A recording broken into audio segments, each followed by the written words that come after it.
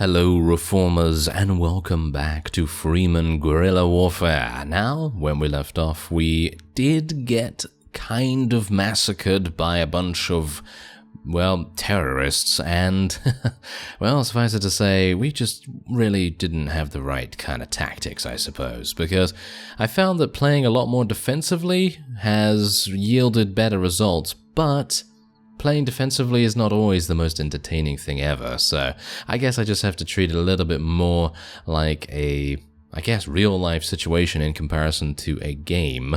But yeah, anyway, we're gonna go and fight these guys, because I actually have a bunch of pretty decent units.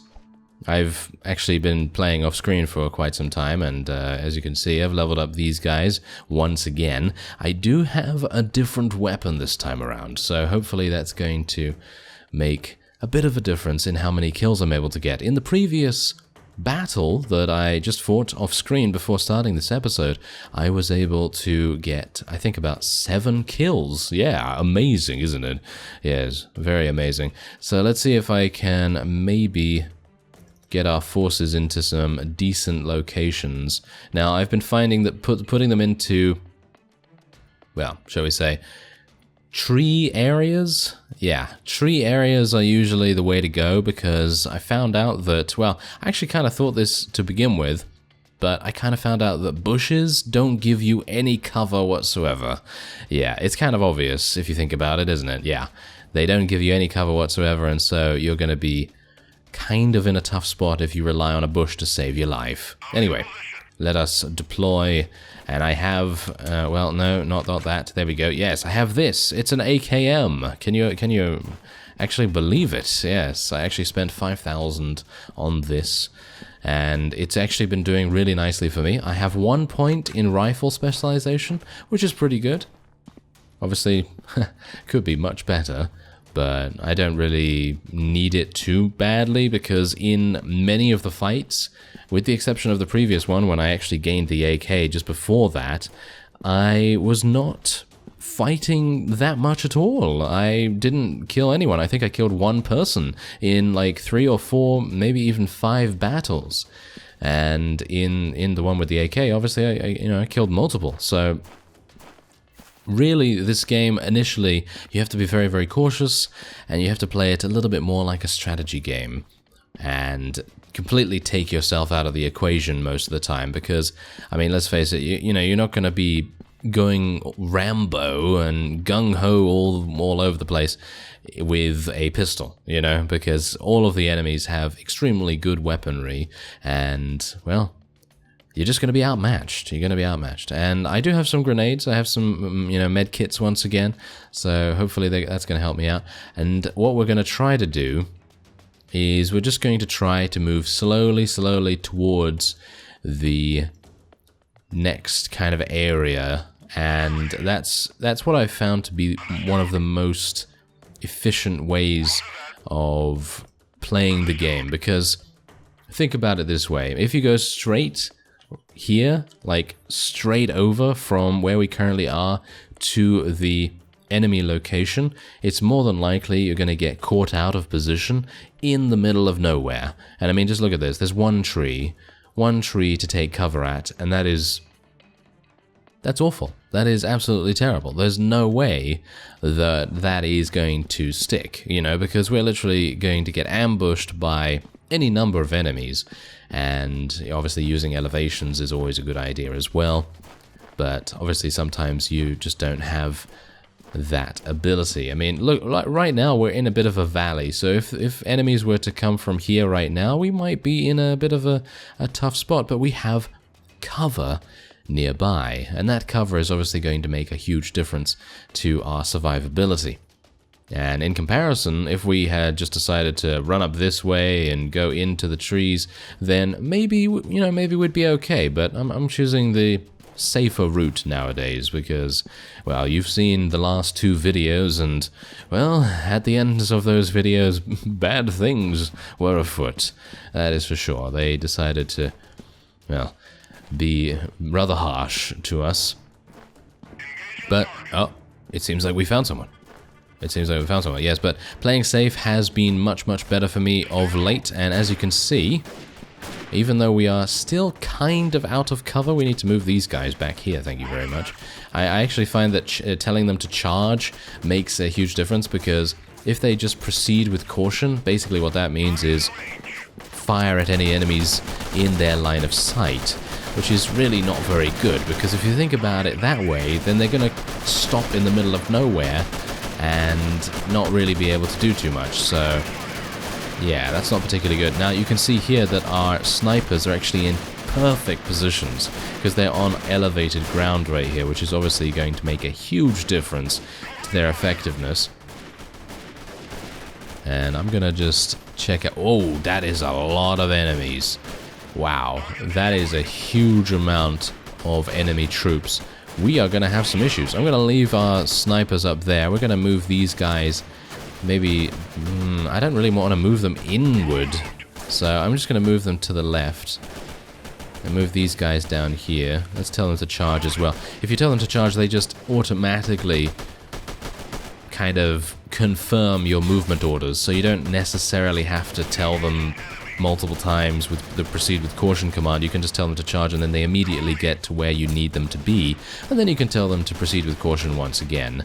And I think that is personally a little bit better than, you know, just waiting for them to move. And I personally don't really like waiting for the AI to move, because they could very well end up getting themselves killed in the meantime, and that's not particularly good. So yeah, I found that the most priority that you really want to take in these kinds of battles is to make sure that your troops are doing the most work, because if your troops are not doing the most work, then, well, it's either you're an absolute beast and you have, I don't know, 10 in constitution and 10 in tenacity and all that sort of thing, a lot of points, you know, going into those survival skills, which I do not. I don't have any points in that. I think I may have... Did I spec into it? No, I didn't actually spec into any survival skills, which is kind of leaning towards the side of the strategic commander, and that's exactly what role I am aiming to play at the moment, because personally I feel like that has a little bit more value, because you know, I'm not the best when it comes to shooting in this game. You know, it's relatively similar to a, you know, pretty realistic modern military shooter. You know, it's not a CSGO or Call of Duty or things like that, you know? It is not too arcade in that respect. It does have the bullet drop, and the recoil is actually very... well, it's kind of there, you know? It's kind of there, so obviously you need to be a bit cautious of that too. Anyway, I'm going to just tell our units to move down in a bit of a staggered formation here, because these guys are obviously going to move across, and I'm going to want our snipers to cover them. Hopefully they're going to be able to do that. As you can see, I'm not a big fan of the spread that the units in the particular squads seem to have, because it seems like they tend to split up every now and again. Like, for example, these two snipers right down here, I'd prefer them to be on the hill, but they don't seem to be wanting to do that, which is not very nice. But I suppose it's not really a big deal. I am actually being shot right now. Yeah, I am actually being shot right now, so I'm not in the best possible position, but there is a rock ahead of me, so what I could do is go like this, and then I could just use this rock as cover, because that's probably my best bet for a decent resolution here. And you know what I'm going to do now? I'm literally just going to charge in. This is actually proven to be extremely effective, well, for me at the very least. Maybe it's not effective for you or whatever, but, you know, I personally find that charging straight on in is more than likely not going to kill any of your units, and is just going to give you the win. And that's exactly what we're going to try and do here. I'd like to get a couple of kills. Ooh, the stone was destroyed. Did you see that? Did it get a little bit destroyed there? Oh, well, maybe that was just my imagination, but yes. Anyway, my plans going forward for this is that I am going to attempt a siege relatively soon. I would love to be able to do that, but I think I probably need maybe another squad. I think another squad would probably make quite a bit of difference. As you can see, they're playing a little bit more defensively, using the charge at the end just to completely swarm the enemy units is probably the most effective tactic you can use. And now we're going to gain so much money. Look at that, 2,000, and a huge amount of loot as well. Unfortunately, I don't have that much in inventory management because I think my constitution is the thing that actually determines how much you're able to take, and unfortunately I don't have a very high constitution at the moment. So let's get back out onto the world map, and as I was saying, I'd like to do a siege pretty soon, but I don't know how that's gonna go. Oh, wait a minute, is that? Oh, there we go. Okay, there was a bit of a bit of a display error there for a second, where they were just like, "Oh, we're not going to show you the strengths of the enemies." Oh, that would have been terrible. But anyway, that's going to be my last point in intelligence that I'm actually going to be placing. All right, a little bit of a technical difficulty right there, but otherwise, as I said, that is my last intelligence point, and we're probably going to be placing, well, I already did it actually, but yes, we're probably going to be just leaving leadership and commanding at 4 each for now, and I'm going to start increasing our constitution. That is the next thing that I'm going to do, because I like to get armor, increases armor defense and reduces damage to body armor. That's pretty awesome.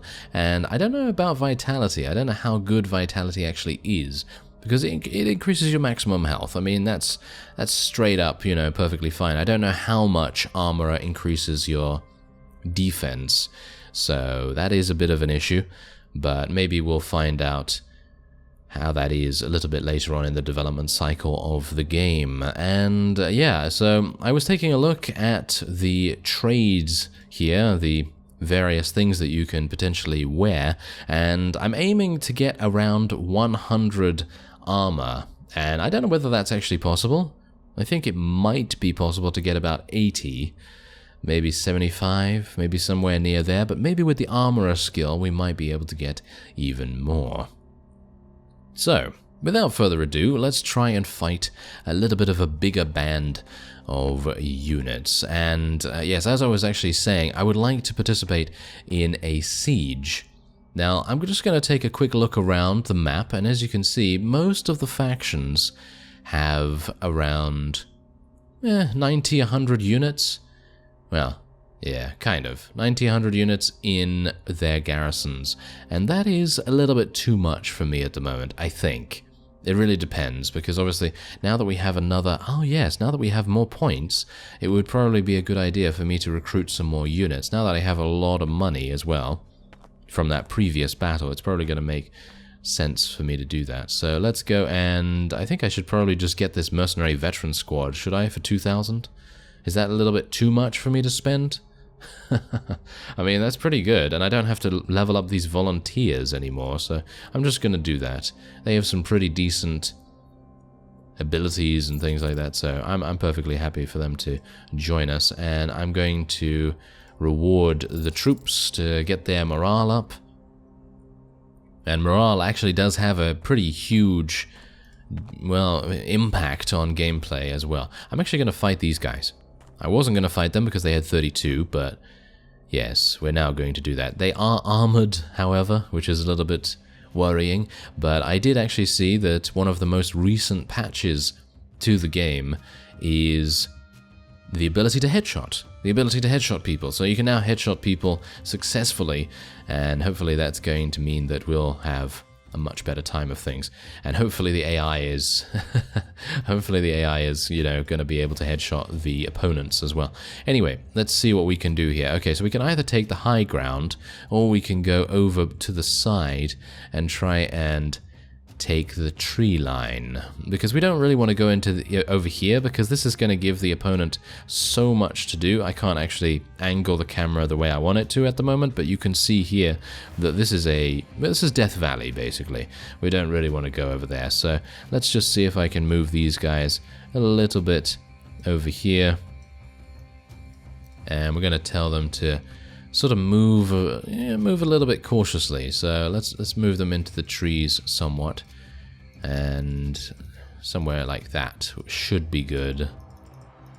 And what I'd really ideally like to do is kind of bait the enemy into attacking one of our squads, but I don't really think that is I don't think that's a good idea, because it's more than likely that we're going to see huge amounts of casualties if I do something you know, kind of extravagant at the moment. So let's just, you know, play things a little bit safer, and yeah, we're gonna achieve victory just by playing safe and seeing what we can do with the opponent being able to maybe counter us. It really depends. I mean, they have 32. If we can take out one of their squads, we should be on even footing. So let's see if that is possible for us to do.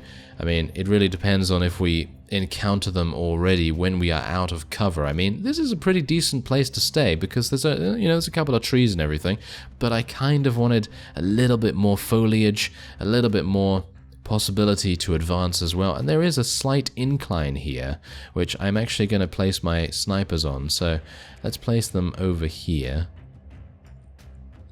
I think that's going to be a pretty decent location. And obviously, because we are against so many units, we do need to be very cautious and make sure that we don't just run into the huge, I don't know, solidification of their forces and just be like, oh, I'm hitting a brick wall right here. Yeah, that's not going to be too good.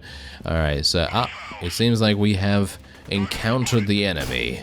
Yes, we have. So let's have a look here. There's a couple of them. Okay, that's not too bad. Shall we tell these guys? We should tell these guys to go over here, shouldn't we?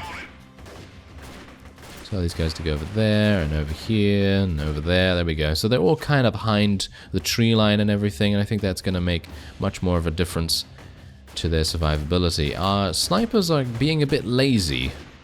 As you can see, there's actually still one all the way back here, which is a bit weird. I actually don't know what he's doing.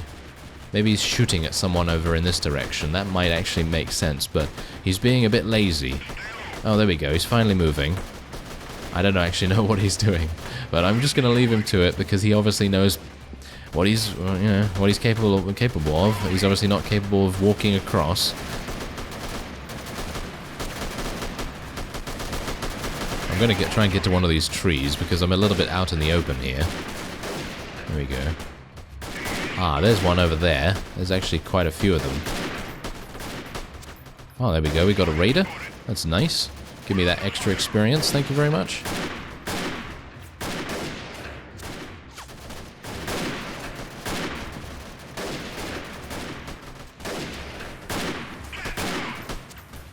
There's another one. As you can see, the AKM is pretty fantastic when it comes to its range. It has nice velocity as well, so it doesn't have too much bullet drop, and obviously it is pretty high damage as well. I mean, for being a fully automatic assault rifle, it is giving me a lot of bang for the buck, you know, because 5,000, it's pretty cheap. It's pretty cheap for a rifle that is capable of doing such great damage over long distances, and I'm being damaged now, of course. Where is the enemy anyway? Ah, there. Okay, so let's see. Oh, there he is. Let's see if we can do some damage to him. Oh, there we go. We're getting some nice kills. Give me another one. No? You don't want to give me another one? Ah, you terrible individual. Oh, look, there's all the bullet casings. Oh, that's interesting. Okay. I was unaware that actually was a thing. There we go. Finally killed that marauder. Alright. Okay, so now we have enemies coming in from the center here, but they have no cover. Do you see exactly what I mean? This is exactly the reason why I decided to go for this location, because if the enemies do come to us, which inevitably they're probably going to, they're going to enter an absolute bloodbath, because they have no cover. They have no cover whatsoever, and they're absolutely getting murdered, and slaughtered, and massacred, and all kinds of wonderful things. So yeah, not too bad. Not too bad. And so I think now that there's only 6 of them left, we can probably send our forces. My snipers are being a bit weird. As you can see, they never even got to the end here. I mean, these two are obeying orders perfectly fine, but this guy, we're going to call him... what are we going to call him? We're going to call him Reginald. Yes, Reginald. There we go. Reginald, get over here. Why is he not doing anything? Okay, I have no idea, but apparently he's a beast. He's too much of a beast for me to give him orders, and he's just like, I'm not listening to you. You're an imbecile. And I'm just like, what? How dare you? How dare you say that? Oh, I'm just kidding, obviously, but, you know, it seems like that to me. Anyway, let's just tell these guys just to charge straight on in now. I'm going to clear all the checkpoints of that guy, the waypoints, and we're going to tell our snipers to go over there. Maybe that guy's going to listen now. I think he's stuck, actually. He seems to be stuck. Look, his little marker is actually seeming like he wants to move, but he's just not able to, which is a bit of a shame. But anyway, let's tell everyone to charge in here and finish things up. And, oh yes, I should also mention that I do realize now that the timer is actually not a battle discontinuation or a battle ending thing. It's literally just a timer to indicate when the enemies uncover themselves, and I've received numerous comments about that, and I do thank you for letting me know about it, but I did find that out after playing for a little bit of time, because all of my battles, when I made the first video, were below 7 minutes. Just like this one, actually, hilariously enough. I mean, this one was actually one of the, well, biggest battles that we've ever faced, and yet we were still able to finish in under 7 minutes. Pretty amazing. So, yes. Anyway, yeah, thank you very much for letting me know about that, but you don't need to. You don't need to anymore. But I suppose it is kind of useful for people that want to check out the comments. And you know, if you have any other information, by the way, regarding the game, any other intricacies that I may not be covering, then by all means, you know, post it down in the comments and help other people out, because who knows, maybe I don't even know it, which is probable, obviously, let's face it. Anyway, let's see, is there anything here that I want to take? Not really. I now have 6,200 credits. Very nice. Now, the one thing that I want to do, obviously, is pretty badly, I actually want to participate in a siege. I think a siege could be really fun, because they're going to give you, oh my, look at that. But yeah, they're going to give you buildings to fight around, and I personally feel like that is going to be so much more engaging than just open battles at the moment. Because obviously open battles, that's perfectly fine. I have no problem with doing open battles, because they require quite a lot of strategic thinking and kind of, you know, taking advantage of the environment. But the siege mechanics are more than likely going to be that of taking cover around buildings. I actually don't know whether you can go in buildings. I mean, it would be kind of cool to find that out. I actually don't know whether I'd be able to take this. I mean, you can see here that there's 10 groups of looters, 6 groups of bandits, and 5 groups of armored marauders. Do you think I'd be able to take it? That's actually a thing that I should really think about, and maybe I should just try that off screen or something, because I don't know whether I'm going to be able to do it, and then it's going to be a complete waste of time, so who knows. But for now, I'm going to end this episode off here. Next time, we might be able to try a siege. I'm going to hope that I will be able to get my army in a suitable position to be able to do that, because let's face it, it takes quite some time to progress in the game, but if I'm able to end battles as quickly as I did just now, then I think we should have a pretty easy time of things. So yeah, that's nice. And as I'm selling here, I'm also thinking about maybe saving up for that Type 79 sniper rifle, but again, Type 79 sniper rifle, I don't really know how effective it's really going to be in my hands in comparison to in the hands of our specialists. I'm going to sell some more of this food as well, because it's not really necessary for us at the moment. As you can see, I have almost 1,000. Yeah. Anyway, I thank you very much for watching, and I just cancelled my transaction because I was going into my outro. Isn't that fantastic? I'll do that off screen. Yes, anyway, I thank you very much for watching once again, and I will see you next time.